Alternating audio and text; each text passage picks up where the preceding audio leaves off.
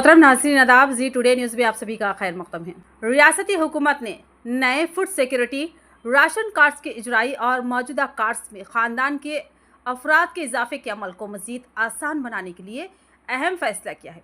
सरकारी अहकामात के मुताबिक रियासत भर के मी सेवा सेंटर्स के ज़रिए ये दरख्वास्तें दाखिल की जा सकती है ताकि मुस्तहिक़ अफराद को बर वक्त सहूलत फराहम की जा सके।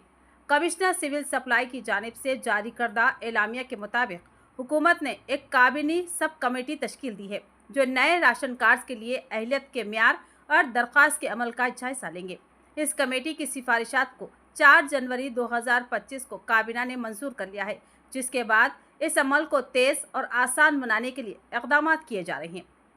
चीफ सेक्रेटरी ने तमाम ज़िला कलेक्टर्स को हिदायत जारी की है कि वो इंदिरमा मकानात और इंदिरमा आत्मीय भरोसा स्कीमों के साथ साथ राशन कार्ड्स की इजराई और मौजूदा कार्ड्स में अफराद के इजाफे के अमल को तेज़ी के साथ मुकम्मल करे। हुकूमत ने हिदायत जारी की है कि दरख्वास्तें प्रजा पालना सेवा केंद्र के ज़रिए भी दाखिल करवाई जा सकती है ताकि आवाम को मज़ीद सहूलत फराहम की जा सके।